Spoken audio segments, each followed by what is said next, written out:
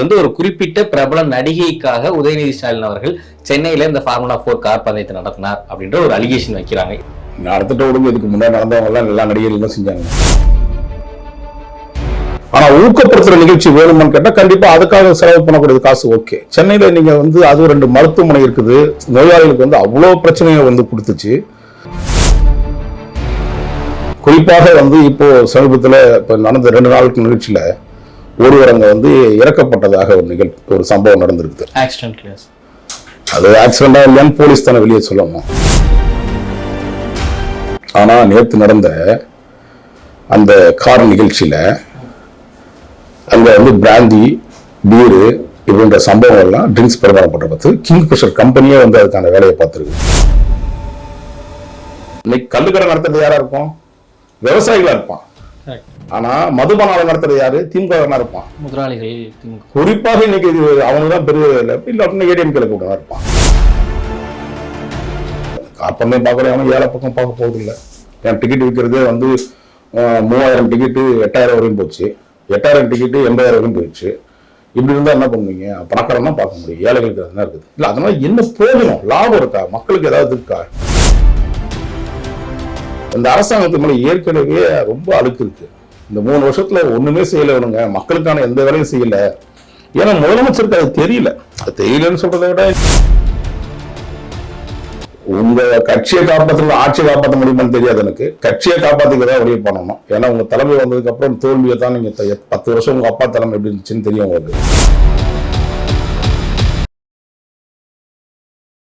வணக்கம். இன்று நம்மோடு பத்திரிகையாளர் வராகி அவர்கள் இணைந்திருக்கிறார். வணக்கம் சார். வணக்கம் சார்.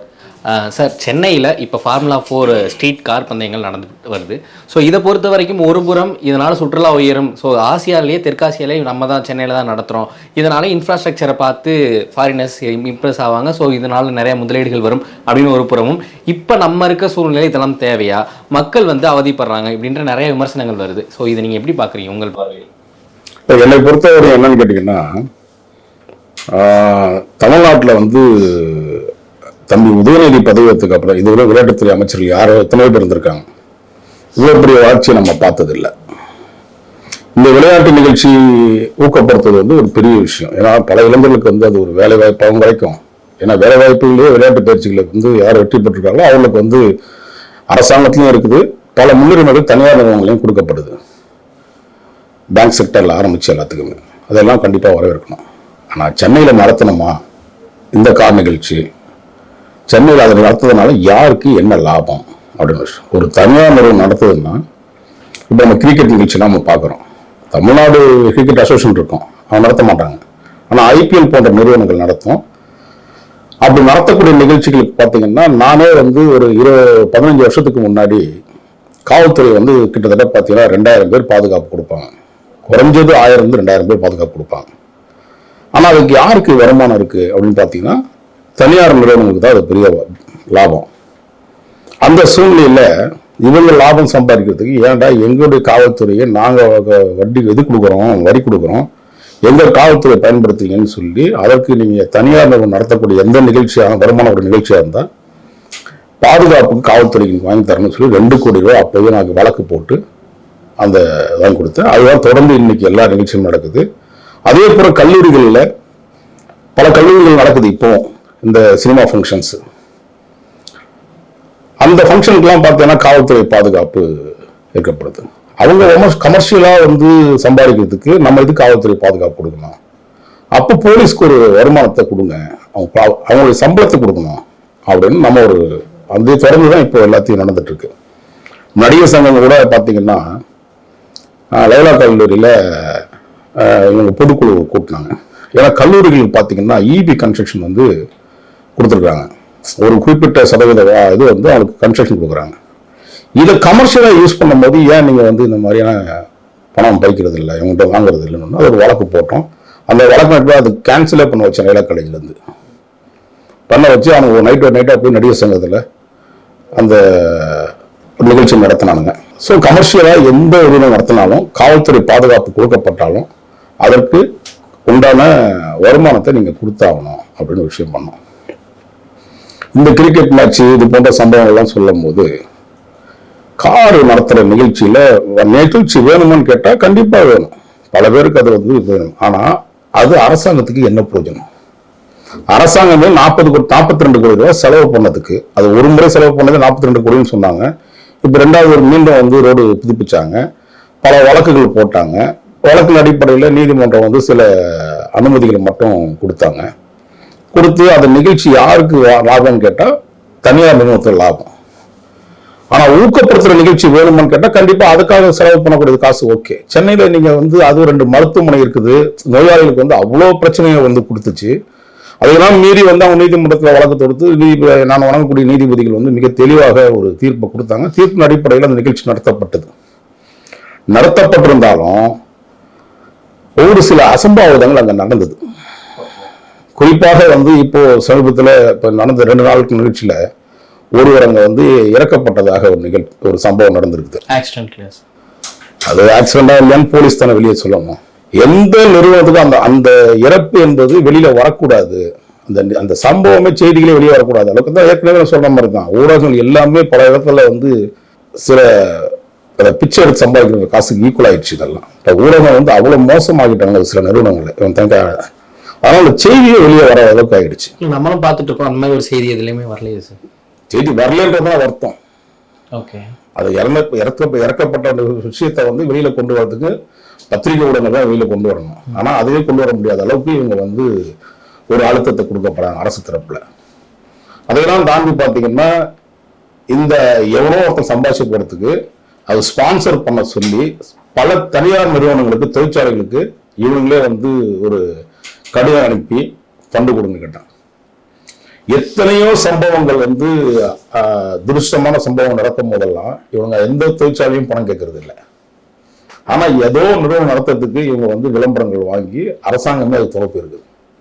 இன்னும் சொல்ல போனா நம்ம இந்த மழைநீர் பாதிப்பால் எவ்வளவு பிரச்சனை நம்ம பாதிச்சோம், புயலால் எப்படி பாதிச்சிருக்கிறோம், இப்படி பல சம்பவங்களை நம்ம பாதிச்சிருக்கோம், கொரோனால பாதிச்சிருக்கோம். அப்பெல்லாம் கூட நீங்க வந்து எந்த நிறுவனத்துக்கிட்டையும் நீங்க லெட்டர் எழுதி வாங்கல. ஆனா இன்னைக்கு என்ன பண்றீங்க, எவ்வளோ சம்பாதிக்கிறதுக்கு உங்களுக்கு வேண்டப்பட்டவனுக்காக நீங்க வந்து அரசாங்க பணத்தையும் கொடுப்பீங்க, அடுத்த பணத்தையும் ஆட்டையை போட்டு கொடுக்க சொல்றீங்க. இதெல்லாம் ஒண்ணுமா கண்டிப்பா. அதையெல்லாம் தாண்டி 2023 ஒரு ஜியோ ஒன்று கொண்டு வந்தாங்க அரசாங்கம், தமிழக அரசு.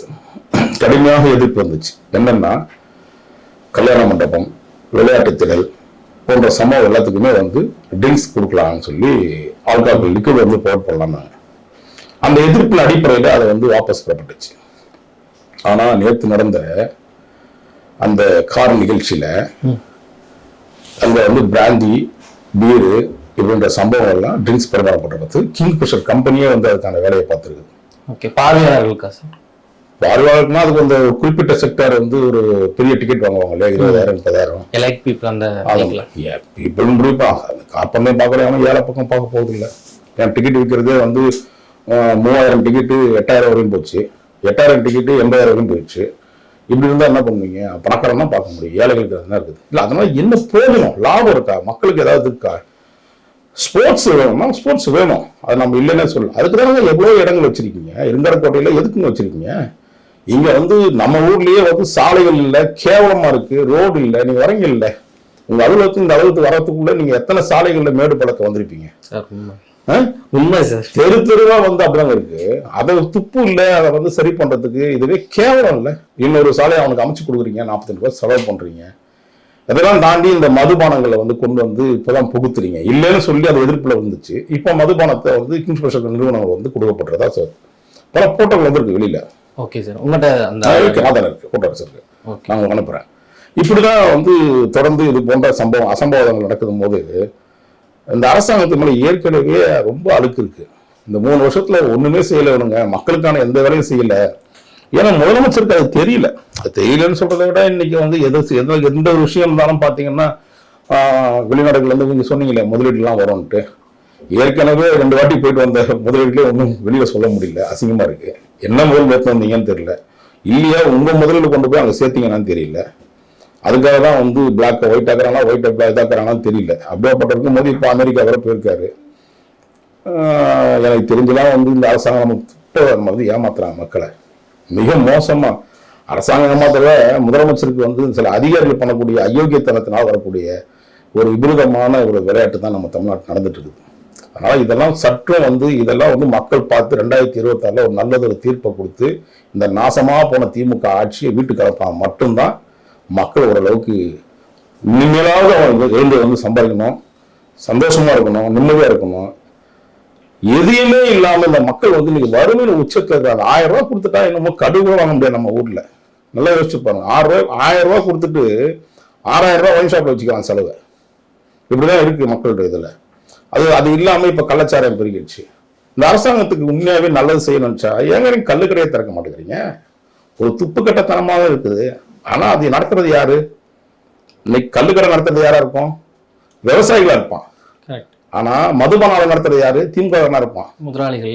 திமுக குறிப்பாக இன்னைக்கு அவனுதான் பெரிய இல்லை அப்படின்னா ஏடிஎம்கே கூட இருப்பான். இப்படிதாங்க மக்கள் வந்து எந்த விதமான விஷயமே வெளியில போயிடக்கூடாது, தெரியக்கூடாதுன்றதுனாலதான் அந்த ஊடகங்களை மறைச்சு வச்சு இந்த அரசாங்கம் ஒட்டுமொத்தமா இந்த மக்களை ஏமாத்திட்டு இருக்கு. Okay sir. இப்போ இன்னொரு விஷயம் திமுக தரப்புல இருந்து சொல்லும்போது, இப்போ இந்த இன்ஃப்ராஸ்ட்ரக்சரை பாருங்க, ஒரு ஸ்ட்ரீட் ரேஸ் இதற்கு முன்னாடிலாம் சிங்கப்பூர் போன்ற நாடுகள்ல தான் நடந்தது. ஸோ இந்த ரோடோட இன்ஃப்ராஸ்ட்ரக்சர் இதெல்லாம் நமக்கு இந்த பக்கம் இருக்கும்போது பார்க்கறதுக்கு தமிழ்நாடு ஒரு வளர்ந்த மாநிலமா மற்றவங்களுக்கு தெரியும் அப்படின்ற ஒரு விஷயத்த சொல்றாங்க. இது நீங்க எப்படி பாக்குறீங்க? இது என்ன ரொம்ப கேவலங்க. இதெல்லாம் வளர்ந்ததெல்லாம் எப்படி வளர்ந்துருக்குன்னு சொல்லணும்ல. நான் இதனால வந்து இத்தனை பேருக்கு வேலை வாய்ப்பு தரேன்னு சொல்லி நீங்க தேர்தல் வாக்குறுதியில கொடுத்தீங்க. இன்னைக்கு வரையும் இருக்கிறவனுக்கே வேலை இருக்கிறவனுக்கே வந்து சம்பளம் சரியா கொடுக்க முடியல. அவங்களுக்கு தேவையான இந்த டிரான்ஸ்போர்ட் தொழிலாளிகள் இருக்காங்கல்ல, இதுவரையும் அவங்களுக்கு நானே வழக்கு போட்டிருக்கேன். இந்த 7 வருஷம் நடந்த பிரச்சனைக்கு நான் வழக்கு போட்டு ஒரு கமிஷனர் அப்பாயின்மெண்ட் பண்ணி அந்த வழக்குல வந்து இவ்வளவு தெளிவாக சொல்லப்பட்டிருக்கு. அவருக்கான ஓய்வூதியம் கொடுக்கப்படலை போக்குவரத்து தொழிலாளருக்கு. இப்படி பல்வேறு விஷயங்களை வந்து 7 வருஷமா நடந்த பிரச்சனையை நான் 7 நாட்கள் வழக்கு நடத்தினேன். அப்போ நடத்தி அப்படி ஒரு தீர்வு ஏற்படுத்தி இன்னைக்கு வரையும் நான் வந்து 2 வருஷம் ஆச்சுங்க. ஒரு இதுவும் கிடையாது. இந்த ஆட்சி வந்து 3 வருஷம் ஆயிடுச்சு. ஒரு இதுக்கும் அவங்க பண்ணி கொடுக்கல. இதே நீங்க வாக்குறுதி கொடுத்தீங்க, அதெல்லாம் என்ன வளர்ச்சி அடைஞ்சிருக்கீங்க? செவிலியர்களுக்கு என்ன வளர்ச்சி கொடுத்துருப்பீங்கன்னு இருக்கீங்க? செவிலியர்களுக்கு என்ன பாதுகாப்பு இருக்கு இன்னைக்கு? அதே மாதிரிதான் ஆசிரியர்கள். நம்ம பெரிய விஷயமே மாதா பிதா குரு தெய்வம்னு சொல்றோங்க. அந்த குருவுக்கு கொடுக்க வேண்டிய ஒரு பொய்யான வாக்குறுதி கொடுத்து அவங்க அபோட் நிக்க வச்சு இந்த ஆசிரியர்களை வந்து பராதுபடுத்தினது இந்த அரசாங்கம் மிகப்பெரிய வளர்ச்சி இல்லை. இதை விட வளர்ச்சி என்ன உங்களுக்கு வெளியில சொல்ல முடியும்? இப்படி ஒவ்வொரு அரசாங்கத்தில் நடக்கக்கூடிய அசம்பாவிதமான சம்பவங்கள் எல்லாம் பார்த்தீங்கன்னா தூசிட்டமாகுது. அதெல்லாம் மனச்சாட்சியே இல்லாம மன்னராட்சி நடத்துற மாதிரி இருக்கு இன்னைக்கு திமுகவில். இதெல்லாம் அப்புறம் படுத்துறதுக்கு தான் நம்ம முயற்சி இருக்கணும். ஓகே சார், இது ஒரு கொஞ்சம் பர்சனலான ஒரு கொஸ்டின். இது நம்ம வந்து ஜெனரல் நம்ம வைக்கிறதில்ல, இருந்தாலும் சமூக வலைதளங்கள்ல வர்றதுனால இந்த கொஸ்டினை வைக்கிறேன். இது வந்து ஒரு குறிப்பிட்ட பிரபல நடிகைக்காக உதயநிதி ஸ்டாலின் அவர்கள் சென்னையில இந்த ஃபார்முலா 4 கார் பந்தயத்தை நடத்தினார் அப்படின்ற ஒரு அலிகேஷன் வைக்கிறாங்க. இது எப்படி பாக்குறீங்க? நடத்திட்ட உடனே இதுக்கு முன்னாடி நடந்தவங்க எல்லாம் எல்லா நடிகர்களும் செஞ்சாங்க. ஓகே, அதான் சொல்றோமே, அது உண்மையோ பொய்யோ அது தெளிவான விஷயங்களா எதுவுமே வெளிப்படையா சொல்ல முடியும். ஏன்னா ஒரு பெண் வந்து நம்ம குறிப்பிட்டு சொல்ல முடியல. அரசாங்கத்துல இப்ப நீங்க கொடுக்குற டெண்டர் முதற்கொண்டு ஏதாவது ஒரு சார்ந்தவர்களுக்கு தானே கொடுக்குறீங்க. ஒண்ணு காசு வாங்கி கொடுங்க, 40% கமிஷன் வாங்குறீங்க. தமிழ்நாட்டில் 40% கமிஷன் ஆட்சிகள் இங்கதான் நடக்குது. எல்லா டெண்டர்லையும் நான் தெளிவாக இருந்திருக்கேன். இன்னைக்கு வந்து நெடுஞ்சாலைத்துறையிலையும் பிடபிள்யூ பொதுப்பணித்துறையிலையும் அவ்வளவு ஊழல் நடக்குது. சாலையே போடாத இடத்துக்கு வந்து இவங்க சாலை போட்ட மாதிரி பில்லு வாங்குறாங்க. இந்த கரூரில் நம்ம பார்க்கலையா திமுக ஆட்சி வந்ததுக்கு அப்புறம்? நம்ம ஒரு கரூரை சொல்றோம், 1000 ஊர்ல வந்து இதே மாதிரி சம்பவம் வந்து நடந்துட்டு இருக்குது. யாருக்காவது கொடுப்பான், கூத்தியார் கொடுப்பான், இல்லைன்னா வந்து ஏதாவது கொடுப்பான். அந்த மாதிரிதான் யாராவது ஒருத்தன் சம்பாதிக்கிறதுக்காக நம்ம தமிழ்நாட்டு மக்கள் இழிச்ச மக்கள் தானே, ஆனால் யாருக்காவது கொடுத்து தானே ஆகணும். Okay sir. முதல்வர் அவர்கள் அமெரிக்கா பயணம் போயிருக்கும் போது உதயநிதி ஸ்டாலின் அவர்களை வச்சு இந்த பந்தயத்தை நடத்தி முடிச்சிட்டா, வெற்றிகரமாக நடத்தி முடிச்சிட்டா, அடுத்து வந்து இவருக்கு துணை முதல்வர் பதவி கொடுக்கறதுக்கு இது ஒரு ஊன்றுகோலாக இருக்கும் அப்படின்ற ஒரு பிளான் இருக்கிறதா சொல்றாங்க. உண்மையா? சில தம்பிக்கு வந்து திறமை இல்லைன்னு சொல்லுவாங்க. சில திருட்டுத்தனமான அதிகாரிகள் இருக்காங்க. அதனாலதான் பிரச்சனை இந்த அரசாங்கத்துக்கு. இவ்வளவு அவப்பேர் உருவாகிறதுக்கு இந்த சில அதிகாரிகள் தான் காரணம். தம்பி உதயநிதியை பொறுத்தவரையும் என்ன ஒரு திறமை இல்லைன்னு சொல்லல. வந்து நீ வந்து இந்த மக்களுக்கு ஏதாவது செய்யும் தான் சொல்லுவோம். நீ துணை முதலமைச்சர் இல்லை, முதலமைச்சராக கூட வா. ஏன்னா உங்க அப்பாவால் சில விஷயங்கள் செயல்படுத்த முடியலனாதான் உங்களை நாங்களே வரவேற்கிறோம். இவ்வளவு எதிர்ப்பு தெரிவிக்கிற நாங்களே ஏன் வரவேற்கிறோம்னா, முதலமைச்சர் வந்து 2 வருஷம் இருக்கு தம்பி. அடுத்து வரக்கூடிய ஆட்டம் சும்மா சாதாரண ஆட்டம் இல்லை. 2026 இன்னும் 14 மாசம் தான் இருக்குது. 16 மாசத்துல வந்து நிக்க போற போது தெரியும் அந்த கஷ்டம் என்னன்னு. அண்ணாமலை இன்னைக்கு வந்து அதிரடி ஆட்டக்காரனா நிக்கிறாரு. நாம் தமிழ் இயக்கத்துடைய சீமான் இன்னைக்கோ சொல்ற தனித்து நான் போட்டி எடுத்து தயாராக இருக்கிறோம். வரக்கூடிய இன்னும் பங்காளி விஜய், புரியுதுங்களா? இவ்வளவு பெரிய நீங்க எதிர்த்தாகணும். அப்ப தம்பி இந்த 2 வருஷத்துல ஏதாவது ஒரு விஷயம் செஞ்சா மட்டும்தான் உங்க கட்சியை காப்பாற்ற, ஆட்சியை காப்பாற்ற முடியுமான்னு தெரியாது எனக்கு. கட்சியை காப்பாத்திக்கிறதா வழியை பண்ணணும். ஏன்னா உங்க தலைமை வந்ததுக்கு அப்புறம் தோல்வியை தான் நீங்க 10 வருஷம் உங்க அப்பா தலைமை எப்படி இருந்துச்சுன்னு தெரியும் உங்களுக்கு. அதே மாதிரி தம்பி நீ தோல்வி தடையாதீங்க. சமுதாயம் இந்த மக்களுக்கு ஏதாவது ஒரு நல்லது செய்யுங்க, அவங்க சந்தோஷமா அதை செய்யுங்க. சினிமாவை செய்யறதை நினைச்சு பண்ணாதீங்க. சினிமாவை செய்யற மாதிரியே இங்கேயும் வந்து புரட்சிகளை உருவாக்குங்க மக்கள்கிட்ட. அது இருந்தா வரவேற்கலாம். இல்லைன்னா இந்த நாட்டு மக்களும் நாசமாக தான் போவாங்க. ஓகே சார், எங்களுக்காக நிறைய தகவல்கள் ஷேர் பண்ணீங்க. மிக்க நன்றி. நன்றி சகோதரா. வணக்கம் சகோதரா.